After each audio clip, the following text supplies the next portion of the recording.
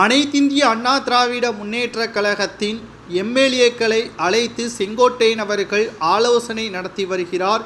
இடைத்தேர்தலில் அதிமுக போட்டியிடுவதில்லை என்று அறிவிக்கப்பட்ட பிறகு எடப்பாடி பழனிசாமி அவர்கள் இந்த முடிவு எடுத்தது சரிதானா? அதிமுகவில் குழப்பம் தற்பொழுது ஏற்பட்டுள்ளது. அனைத்திந்திய அண்ணா திராவிட முன்னேற்றக் கழகத்தின் வரலாற்றிலேயே முதல் முறையாக இடைத்தேர்தலில் போட்டியில்லை. இடைத்தேர்தலில் திராவிட முன்னேற்ற கழகத்தை இத்தனை ஆண்டுகளாக எதிர்த்து வந்த அண்ணா திராவிட முன்னேற்ற கழகம் செங்கோட்டையன் அவர்கள் எம்எல்ஏக்களிடமும் மாவட்ட செயலாளர்களிடமும் கூற உள்ளதாக செய்திகளும் தற்பொழுது வெளியாகி இருக்கிறது. குறிப்பாக எடப்பாடி பழனிசாமி அவர்கள்தான் இந்த ஆலோசனை கூட்டத்தை நடத்த வேண்டும்.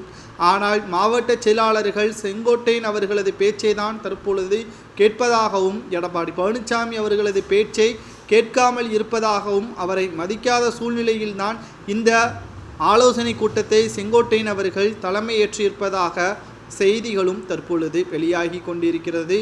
குறிப்பாக இடைத்தேர்தலை பொறுத்தளவிற்கு அதிக அளவு செலவிடப்படுவதாகவும், அந்த பணத்தை முன்னாள் அமைச்சர் பொறுப்பேற்க மாட்டேன் என்று கூறிவிட்டதன் காரணமாகவும், அப்படி பணத்தை செலவிட்டாலும் வெற்றி வாய்ப்பு என்பது எட்டாத உயரத்தில் இருப்பதாகவும் அவர் தன்னுடைய கருத்தை தெரிவித்துவிட்டார். இந்த நிலையில்தான் இந்த இடைத்தேர்தலில் அதிமுக போட்டியிட்டு தோல்வியடைந்து 4வது இடத்திற்கோ அல்லது 3வது இடத்திற்கோ தள்ளப்பட்டால் செய்தியாளர்கள் இதை மிகப்பெரிய ஒரு செய்தியாக மாற்றுவார்கள். 2026ஆம் ஆண்டு வரை இது மிகப்பெரிய அளவில் பேசும் பொருளாக மாறும். அடுத்து திமுக பாஜக என்ற நிலைமை வருவதற்கு கூட வாய்ப்புகள் இருக்கிறது. அதை நாமே முன்வைக்க வேண்டாம். ஏனென்றால் ஈரோடு கிழக்கு தொகுதி இடைத்தேர்தலை பொறுத்தளவிற்கு கடைசி நேரத்தில் பணப்புழக்கம்தான் திமுகவிற்கு வெற்றியை ஏற்படுத்தி தந்தது என்பதும் குறிப்பிடத்தக்கது.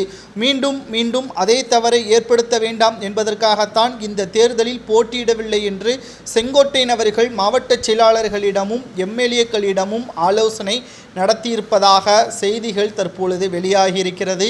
இது ஏற்றுக்கொள்ளக்கூடிய விஷயம்தானா என்று பார்த்தால், வெற்றியோ தோல்வியோ களத்தில் முதலில் இறங்கி பார்த்த பிறகுதான் நம்மால் புரிந்து கொள்ள முடியும். காரணம், 7 முறை திமுகவும் 6 முறை அண்ணா திராவிட முன்னேற்ற கழகமும் வெற்றியடைந்திருக்கிறது. இந்த தேர்தலில் நிச்சயமாக அனைத்திந்திய அண்ணா திராவிட முன்னேற்ற கழகம் களத்தில் இருந்தால் வெற்றி பெறுவதற்கான வாய்ப்புகள் இருப்பதாகத்தான் செய்திகளையும் நம்மால் பார்க்க முடிகிறது. ஆனால் எடப்பாடி பழனிசாமி அவர்களது பேச்சை தட்ட முடியாது. முன்னாள் அமைச்சர்களது ஆலோசனைப்படி இந்த தேர்தலில் போட்டியில்லை என்று செங்கோட்டையன் அவர்கள் கூறியிருக்கிறார்.